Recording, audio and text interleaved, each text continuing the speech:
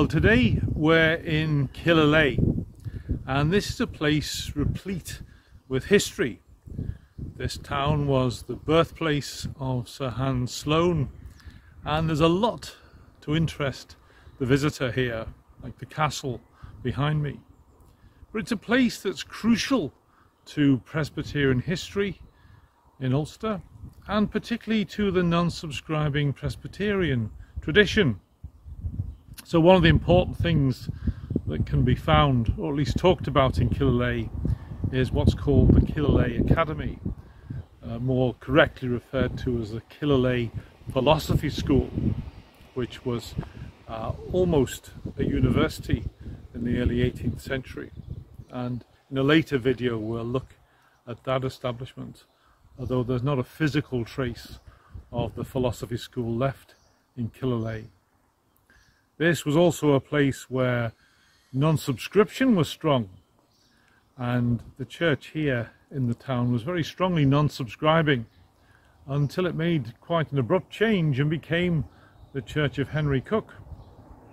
There was also a presbytery of Killyleagh, which we'll talk about again in another video in the future, and this was almost as important as the presbytery of Antrim in conveying non-subscribing Presbyterian ideas. But today we're going to look a bit more about the Hincks family. In the previous video we looked at this family, and Killyleagh was also a place where the Hincks family were important, but particularly in relation to the Church of Ireland parish, and we'll go and have a look there next. But on our way, let's have a quick look at the Presbyterian church at first Killyleagh, close to the castle, and for many years before Henry Cook effectively non-subscribing. We can note too the Sir Hans Sloane Centre nearby, dedicated to Killyleagh's most famous son, someone who was responsible for the creation of the British Museum.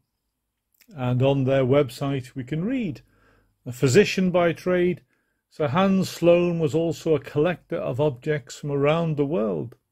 By his death in 1753 he had collected more than 71,000 items. Sloane bequeathed his collection to the nation in his will, and it became the founding collection of the British Museum. Now there is a statue to Sir Hans Sloane in Killyleagh, a copy of the statue that's found in the Physic Garden in Chelsea.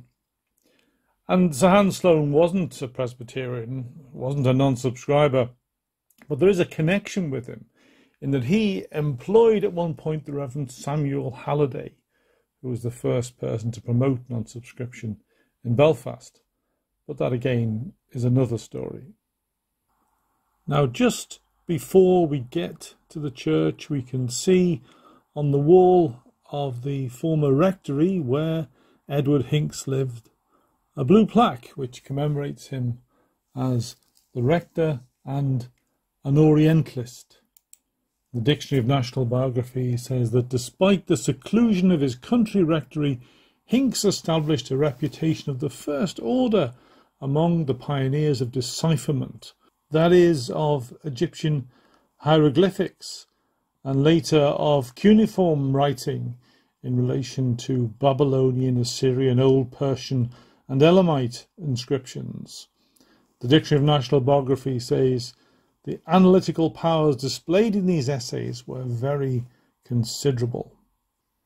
Now the parish church, or the Church of St. John the Evangelist, to give it its proper name, is very prominently situated in the town, on top of a hill, looking out towards the castle in one direction and out towards Strangford Lough in the other.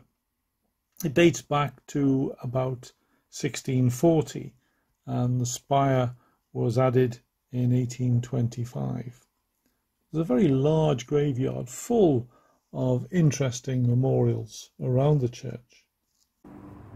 So we're here now in the grounds of Killyleagh Parish Church, and one of the rectors here in the 19th century was the Reverend Edward Hincks, who was a very important figure in the history of Egyptology. But he was part of this dynasty, this clerical dynasty of the Hincks family. And many of them, and certainly at their beginning, were members of our denomination. It's a story that begins in Cork, or before that begins in Cheshire. But the family were very significant members of our denomination, both as ministers and lay people on both sides of the Atlantic. Now, in a recent video we talked about the Reverend Thomas Hincks, who was a hymn writer and a scientist, and he was a later member of this family. But let's go now and look at the burial place of Edward Hincks and the Hincks family. Now, finding a grave in a large graveyard is sometimes easier said than done, and we had some difficulty locating the Hincks grave. But I have to thank church member Elsie Burner, who was cutting the grass that day, for coming to our rescue and showing us just where the graves were. Because in the graveyard here around the church is the grave of Edward Hincks and the grave of his parents, Thomas Dix Hincks and Anne Bolt. Now, Edward Hincks was born in Cork in 1792. He died in Killyleagh in 1866. His wife died a few years later in 1870, but I don't see her name on the grave. But this is the grave of his parents, Thomas Dix Hincks and Anne Bolt. Now, it's very difficult to make out all the words on the gravestone, but I think I've deciphered them all except one. So it reads, "Sacred to the memory of the Reverend Thomas Dix Hincks, LLD MRIA." LLD means Doctor of Law. MRIA is member of the Royal Irish Academy. Author of a reply to Paine's Age of Reason and of many valuable educational works. He was born in 1767 and departed this life in 1857. Also of Anne, his wife, who was born in 1767 and of whom he was bereaved in 1835. They had lived together in domestic, and the next word is partly damaged, might be harmony or something like that, for upward of 44 years, and brought up a numerous family of children, by the survivors of which their memory is cherished with grateful affection. Their remains now repose beside this stone, awaiting their resurrection to eternal life, through Jesus Christ our Lord. The righteous hath hope in his death. Proverbs 14:32. As I've suggested, Edward Hincks was a considerable scholar, as was his father, and as really was the whole family. Unlike his father, though, Edward Hincks went into the Church of Ireland. His father was a non-subscribing Presbyterian, a Unitarian, an Arian in theology, and most of Edward's brothers shared the same views as his father, although one brother, Thomas, became the Archdeacon of Connacht. But the rest of the family, particularly those who went into the ministry, followed in their father's footsteps. And perhaps Edward shared something of the family tradition because, according to the Dictionary of National Biography, his hopes of advancement in the church, it says, remained unfulfilled, probably because of his liberal views. Now, Thomas Dix Hincks was buried in Killyleagh, but there is a large and very impressive memorial window to him in First Church, in Rosemary Street, in Belfast, and this indicates where his career finished. But he was born in Dublin. His father had moved there just slightly before his birth from Chester, and educated at schools in Nantwich, in Cheshire, and in Dublin, before going to Trinity College, Dublin, where he didn't take a degree, almost certainly because he was a dissenter and not allowed to actually take a degree, and then studied theology at Hackney New College. He then went to Cork and became the minister in Cork. And his academic achievements in Cork were every bit as important as they were to be in Belfast. So let's have a look at just who Thomas Dix Hincks was. So this is a portrait of Thomas Dix Hincks from his time in Belfast, from the 1830s, when he was Professor of Oriental Languages and Master of the Classical School at the Royal Belfast Academical Institution. When he came to Belfast, he became a member of the Presbytery of Antrim, and he became a member of First Church, which is why there is a memorial to him there. He was a classicist. He was a specialist in ancient languages. He was a pioneer educationalist. He wrote an introduction to ancient geography and other geography textbooks which were deemed important in his day. When we look back at Cork, we can see a similar high degree of achievement. So he wasn't just the minister of our church in Cork. He also opened a school which he ran for over a decade and contributed regularly to academic periodicals, and so became a member of the Royal Irish Academy while he was in Cork. He was also one of the promoters of the Royal Cork Institution and lectured there on chemistry and natural philosophy.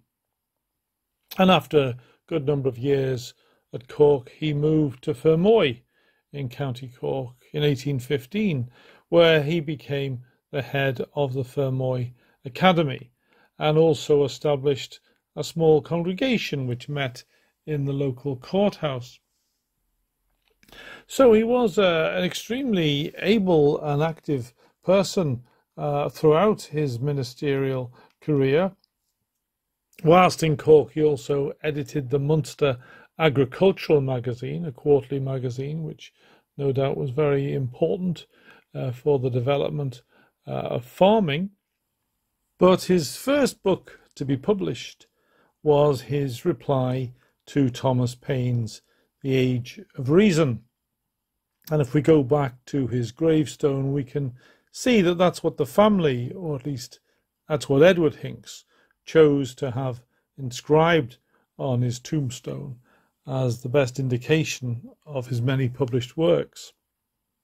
And it's an interesting choice, because the full title is not his reply to Paine's Age of Reason. The full title of his book is actually Letters Addressed to the Inhabitants of Cork, occasioned by the circulation of a work entitled The Age of Reason, etc., in that city. And the first edition was published in 1795 and the second one a couple of years later.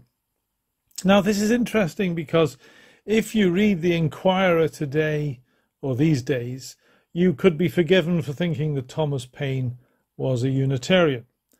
But, of course, he wasn't. He was a deist.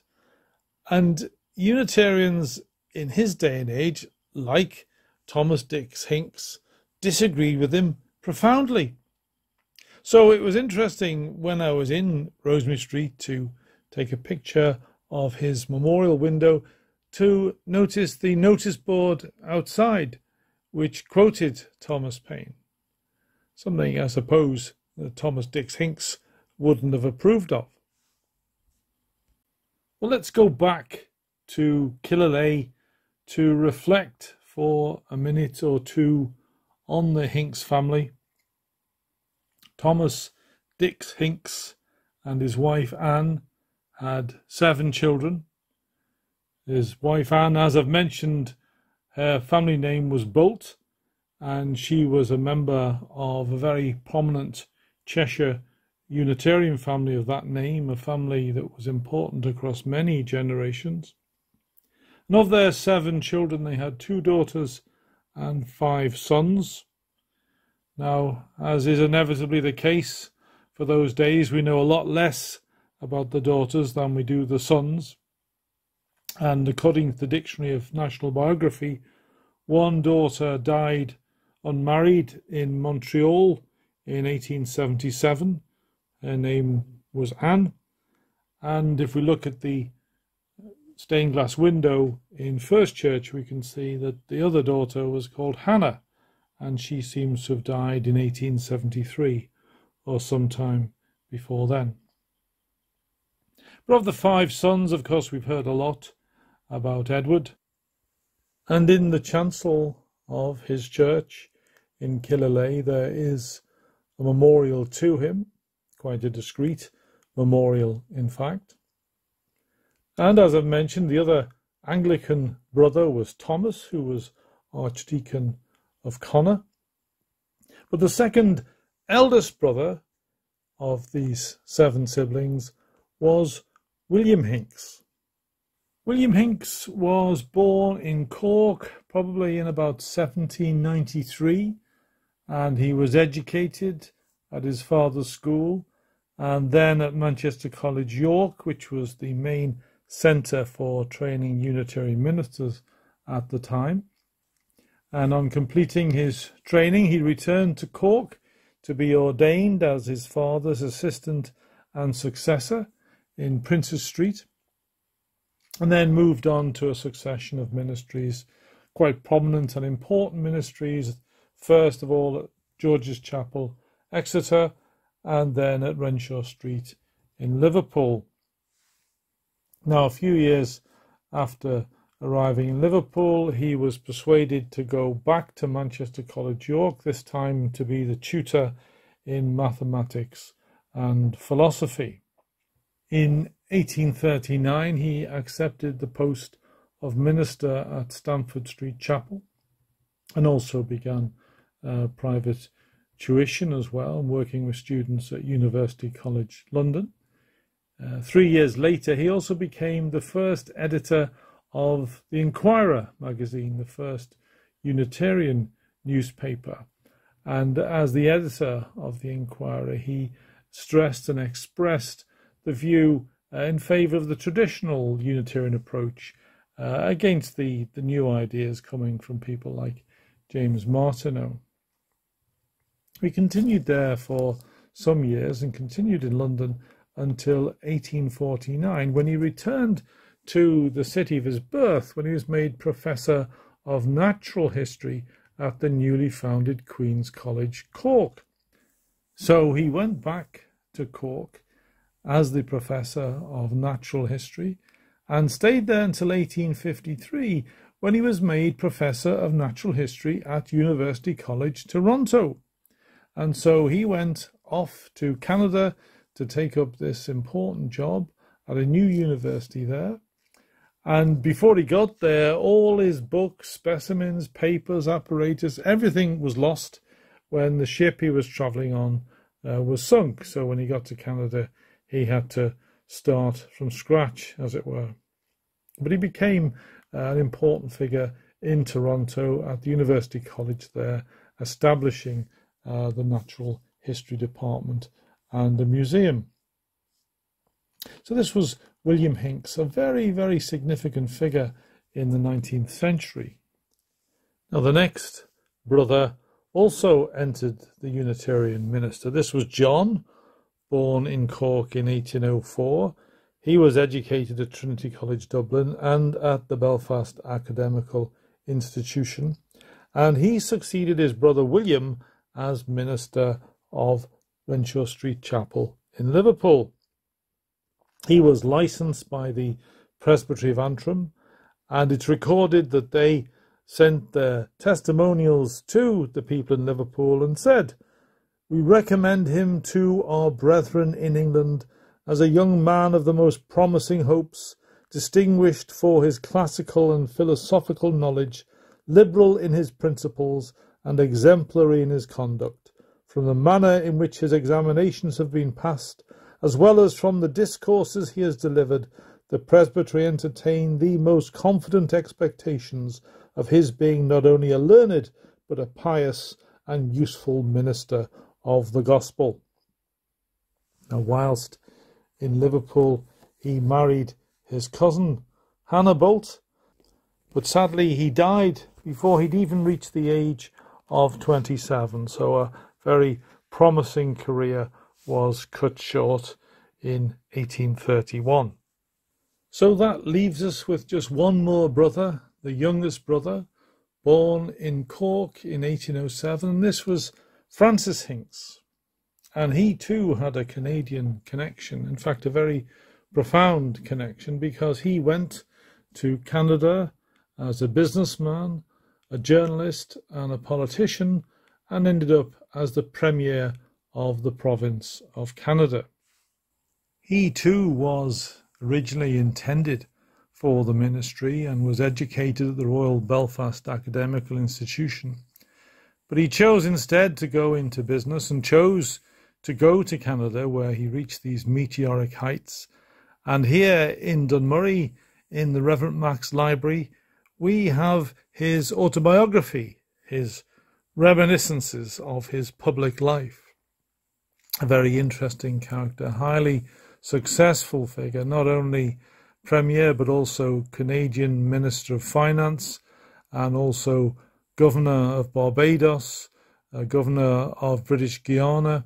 One of these figures from the Ulster diaspora who went around the world, particularly to the British dominions in the 19th century, and helped to establish those places as functioning democracies. So Francis Hincks, or Sir Francis Hincks as he became, was perhaps the most successful of all the family. But typical of a family that was made up of enormously high achievers. And I think that drive was based on their education, and their education was based on their theological principles, on the ethos of the church to which they belonged. So a remarkable family, another dynasty of ministers and really significant lay people. And if you come to Killyleagh, you can seek out the grave of Thomas Dix Hincks and Anne Hincks and reflect on the dynasty that they established, on the many generations of really significant ministers and other people who served their churches and the world in so many different ways.